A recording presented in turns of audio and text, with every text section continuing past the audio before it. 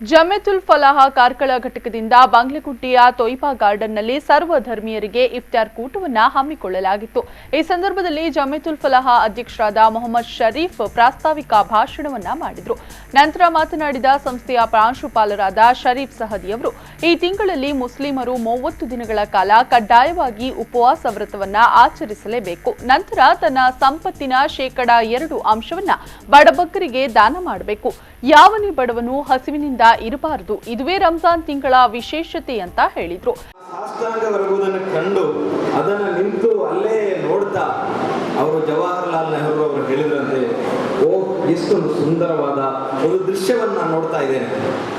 ಈ ಒಂದು ಒಗ್ಗಟ್ಟು ನಮ್ಮಲ್ಲಿ ಇರಬೇಕು। ಈ ಒಗ್ಗಟ್ಟನ್ನು ಸಾರುವಂತದ್ದಾಗಿದೆ ನಮಾಜ್। ಯಾವುದೇ ರೀತಿ ಭೇದ ಭಾವ ಮಾಡಲಿಕ್ಕೆ ಬಾರದು ಅಂತ ಹೇಳಿ ಮುಸಲ್ಮಾನರಿಗೆ ಹೇಳಿಕೊಡುವಂಥದ್ದು। ಅಸ್ಸಲಾಂ ಅಲೈಕುಂ, ಎಲ್ರಿಗೂ ಶಾಂತಿ ಇರಲಿ। ಅಸ್ಸಲಾಂ ಅಲೈಕುಂ, ಎಲ್ರಿಗೂ ಶಾಂತಿ ಇರಲಿ।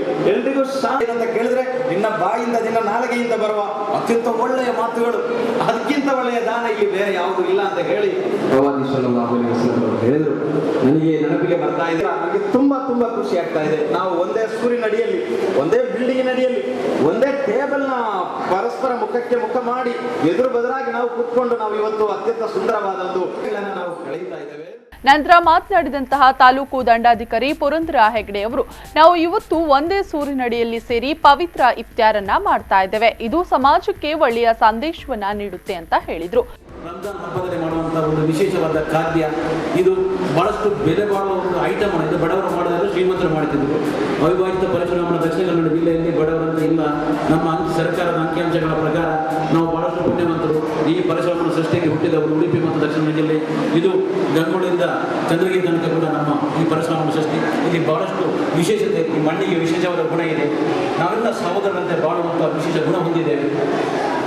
ಕೆಲವೊಂದು ಮಂದಿ, ನಾನೀಗ ಬಂಟ್ವಾಳದಲ್ಲಿ ನೋಡಿದ್ದೇನೆ, 95% ಜನ ಒಳ್ಳೆಯವರು, ಎಲ್ಲ ಜಾತಿ ಮತ ಧರ್ಮದಲ್ಲೂ ಕೂಡ 95% ಜನ ಒಳ್ಳೆಯವರು। 5% ಜನ ಏನೋ ಸ್ವಲ್ಪ ಕಿರಿಕಿರಿ ಮಾಡ್ತಿದ್ರು, ಆದರೂ ಮತ್ತೆ ಸರಿಯಾಗಿ ವ್ಯವಸ್ಥಿತವಾಗಿ ಹೋಗ್ತಿದ್ರು। 4 ವರ್ಷ ನನ್ನ ಅನುಭವಗಳನ್ನು ಹೇಳ್ತಾ ಇದ್ದೇನೆ ಬಂಟ್ವಾಳದವರು, ಕಾಕಡದವರು ಇತಿಹಾಸವನ್ನು ಕೂಡ ನಾನು ಗಮನಿಸಿದ್ದೇನೆ। ಇಲ್ಲಿ ಬಹಳಷ್ಟು ಒಳ್ಳೆಯ ರೀತಿಯಲ್ಲಿ ಎಲ್ಲರೂ, ಎಲ್ಲ ಜಾತಿ ಬಾಂಧವರೆಲ್ಲ ಬದುಕುವಂಥ ಒಂದು ಈ ನಾಡು, ಈ ಒಂದು ವಿಚಿತ್ರ ವಿಶೇಷವನ್ನು ಹೊಂದಿರುವಂಥ ಈ ಕಾರ್ಕಳ ತಾಲೂಕು ಮಲೆನಾಡ ತಪ್ಪಲ ಮಡಿಲಲ್ಲಿ ವೇದಿಕೆಯಲ್ಲಿ ಮುಸ್ಲಿಂ ಜಮಾತ್ ಅಧ್ಯಕ್ಷರಾದಂತಹ ಅಶ್ಫಾಕ್ ಅಹಮದ್, ಕಾರ್ಕಳ ತಾಲೂಕು ಪತ್ರಕರ್ತರ ಅಧ್ಯಕ್ಷರಾದ ಆರ್ಬಿ ಜಗದೀಶ್, ನೇಮಿರಾಜ ರೈ, ರಾಜೇಶ್ ರಾವ್, ಉದ್ಯಮಿ ಮೊಹಮ್ಮದ್ ಗೌಸ್, ಘಟಕದ ಕಾರ್ಯದರ್ಶಿ ಸುಲಿಮಾನ್ ಹಾಜಿ ಇನ್ನಿತರರು ಉಪಸ್ಥಿತರಿದ್ದರು।